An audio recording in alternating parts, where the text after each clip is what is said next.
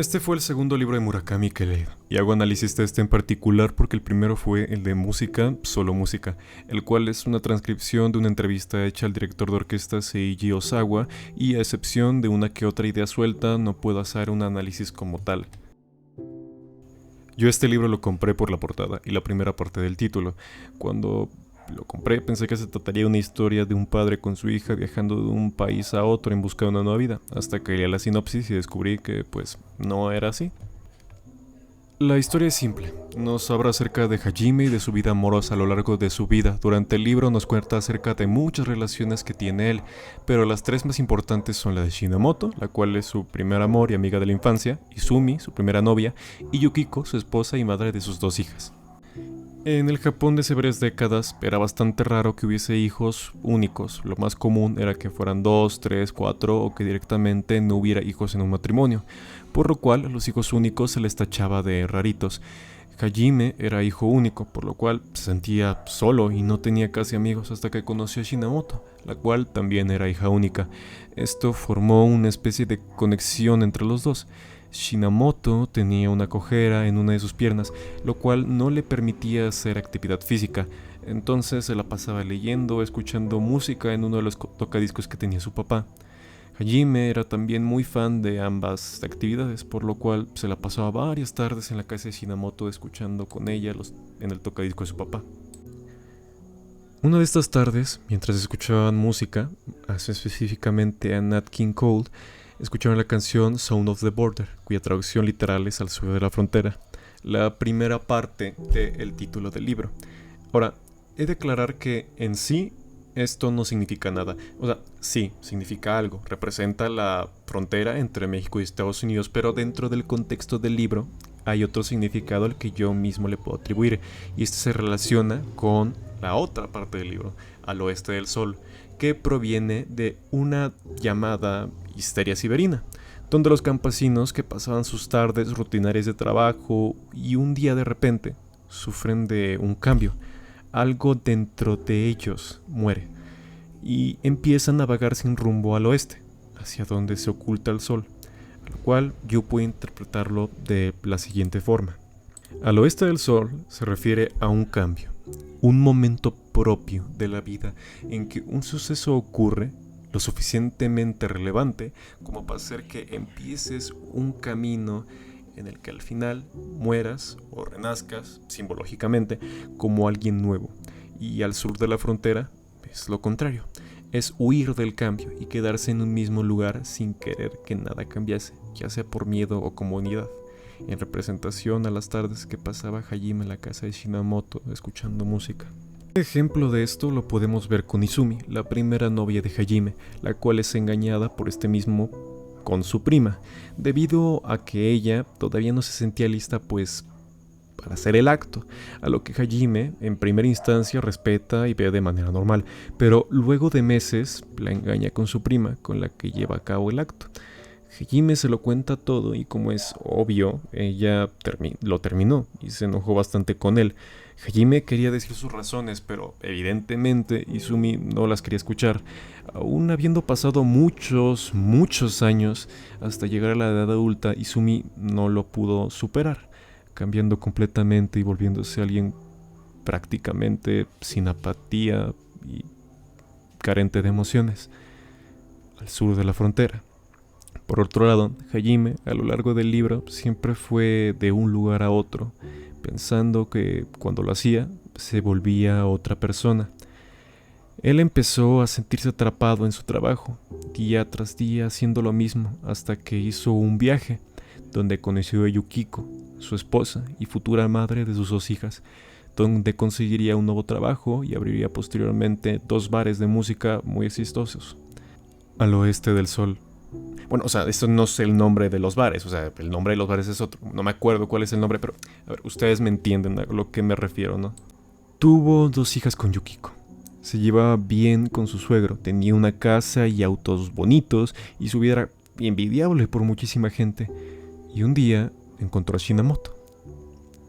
Entró a su bar donde ella se acercó tranquilamente para empezar a platicar con Hajime, como cuando eran pequeños. Desde ese momento se empezaron a reunir más constantemente. Antes de seguir, tengo que dar un pequeño paréntesis, y es que dentro de la sociedad japonesa hay un problema, y no es económico, político o algo así, es uno social. Es muy nombrada la eficiencia con la que los japoneses trabajan y la productividad que tienen, pero esto conlleva un problema muy grande en cuanto a lo social se refiere, y es que la gente al trabajar más convive menos con la gente, precisamente. Es sonado el caso de los hikikomori, los cuales son personas que no salen de sus casas en años por razones mayormente sociales precisamente, ya sea las altas expectativas de los padres, las rígidas normas sociales o la incapacidad misma de socializar con la gente. Por otro lado, hay casos de trabajadores que casi literalmente viven en sus trabajos, que están jornadas de días trabajando por una inferioridad muy recluida dentro de la sociedad. Y las esposas, al estar tanto tiempo solas, normalmente recluyen a la infidelidad. Los esposos también hacen eso, ya sea con secretarias o gente por debajo de su nivel empresarial, o con personas en bares. La práctica es hasta eso algo más normalizado que en países occidentales. Esto se ve reflejado precisamente en el libro y en el forma de escribir de Murakami, porque no se toma muchas veces a la infidelidad como algo especial, se ve como algo normal. El mismo protagonista dice, Hajime, abiertamente, mientras mi mujer estaba encintada, tuve algunas aventuras, pero no fueron nada serio, ni tampoco duraron demasiado. Solo me acosté con una o dos veces con cada una, a lo sumo 3 veces. A decir verdad, ni siquiera tenía conciencia clara de ser infiel. Lo único que deseaba era acostarme con alguien y les decían lo mismo. Al leerlo, me saqué bastante de onda, así que tuve que empezar a buscar todo lo que les acabo de comentar y me di cuenta de este suceso tan feo que ocurre en Japón. El punto. Hajime tiene una escapada con Shinamoto a las montañas donde Shinamoto deja las cenizas de un niño que ella tuvo. No se nos cuenta nunca quién era el padre o cómo murió el niño. Shinamoto estaba enferma y tenía que tomar una medicina cada cierto tiempo, por lo cual estuvo a punto de morir en dicha escapada, pero fue salvada por Hajime, que le da la medicina y ayuda a pasársela, dándole nieve que derritió de boca a boca.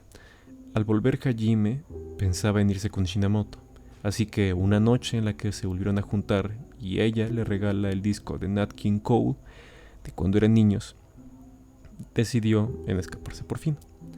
Iban en un auto cuando Hajime decidió escuchar la canción Sound of the Border, en donde en una vuelta que daban, Shinamoto hace una broma con girar el volante y que los dos murieran para de esa forma pudieran estar juntos. Aunque solo fuera una broma, da a entender algo que más tarde nos da más sentido. Esa noche consuman el acto, pero a la mañana siguiente Shinamoto ya no estaba, ni ella ni el disco. Hajime, impactado, vuelve a su casa donde tiene una plática con su mujer Yukiko, en donde ella le pregunta si se quería separar de ella, a lo que él no sabe qué responder. Pasa el tiempo y tanto Hajime como su esposa Yukiko siguen viviendo en la misma casa, pero duermen separados. Y un día Hajime, que estaba en su auto, le parece ver a Shinamoto. Ve su misma chamarra, ve su mismo vestido, su forma de andar, porque cojeaba, y empieza a seguirla, hasta que se da cuenta de que no puede ser ella, porque Shinamoto se había operado hace unos años y ya no cojeaba. Y ahí es donde empiezan a dejar claro, al menos desde mi perspectiva, que Hajime está viviendo en el pasado, incapaz de avanzar, no tan solo por el olvidar el cambio tan notorio de Shinamoto, sino por seguir pensando tanto en un amor o en una amistad que tuvo hace tantos años. Y nos reafirman esta idea con la aparición de Sumi, a la que se quedó estancada en el pasado, sin poder avanzar, recia al cambio, al sur de la frontera. Vuelve a su coche como bien puede, cuando siente un dolor increíble en el estómago, como si algo se rompiera, algo muriera, y empieza a viajar a su casa, al oeste del sol. tiene una larga charla con su mujer, donde le dice: durante toda mi vida he tenido la impresión de que podía convertirme en una persona distinta, de que yéndome a otro lugar y empezando una nueva vida iba a convertirme en otro hombre. He repetido una vez tras otra la misma operación. Para mí representaba, en un sentido, madurar y, en otro sentido, reinventarme a mí mismo. De algún modo, convirtiéndome en otra persona, quería liberarme de algo implícito en el yo que había sido hasta entonces. Lo buscaba de verdad, seriamente, y creía que, si me esforzaba, podría conseguirlo algún día. Pero, al final, esto no me conducía a ninguna parte. Por más lejos que fuera, seguía siendo yo. Por más que me alejara, mis carencias seguían siendo las mismas. Por más que cambiase, por más que el eco de la voz de la gente fuese distinto, yo seguía siendo el mismo ser incompleto. Dentro de mí se llevaban las mismas carencias fatales, y esas carencias me producían un hambre y una sed violentas. Esa hambre y esa sed me han torturado siempre, tal vez sigan torturándome a partir de ahora. En cierto sentido, esas carencias en sí mismas son lo que soy yo. Pero sé una cosa, ahora, por ti, quiero convertirme en un nuevo ser. Tal vez lo logre, aunque no sea fácil. Tal vez esforzándome consiga un nuevo yo. A decir verdad, si volviera a ocurrir lo mismo, tal vez actuaría igual. No puedo prometerte nada. A esto me refiero cuando hablo de tener derecho.